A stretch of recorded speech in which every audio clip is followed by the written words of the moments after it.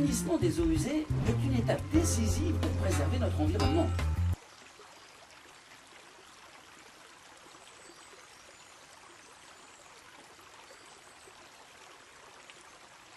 Ces eaux usées sont collectées dans les égouts et envoyées dans la station d'épuration pour y être nettoyées.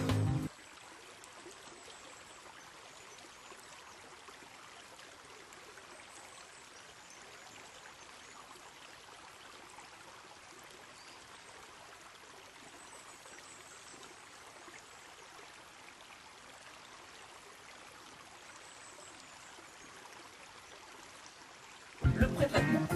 L'eau passe d'abord à travers des grilles pour récupérer les déchets qui flottent à la surface. C'est ce qu'on appelle le dégrillage.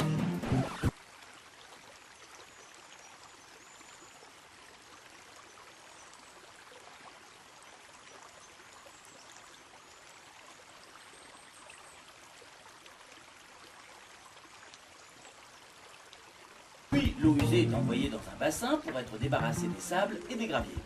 Ces éléments plus lourds que l'eau tombent au fond du bassin selon le principe de la décontation. C'est le dessablage.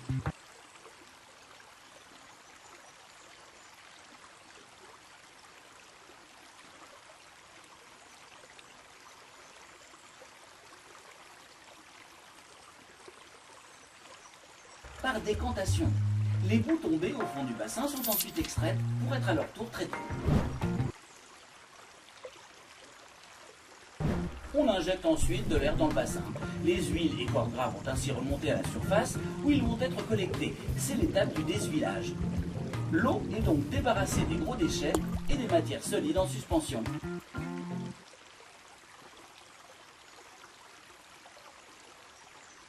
Le traitement biologique. L'eau ne contient plus que de la pollution dissoute. Comment s'en débarrasser ? Grâce à des bactéries qui vont manger la pollution. De l'air est injecté dans le bassin pour favoriser le développement de bactéries qui vont se nourrir de la pollution organique et la dégrader.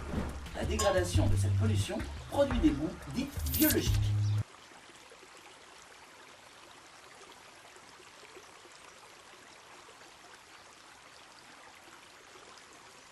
La clarification. Il ne reste plus qu'à séparer l'eau traitée des boues produites par les micro-organismes. C'est ce qui se produit dans le bassin de clarification.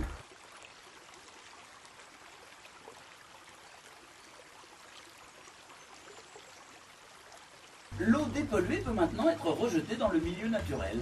Elle poursuit son processus naturel d'épuration dans la rivière sans perturber l'écosystème.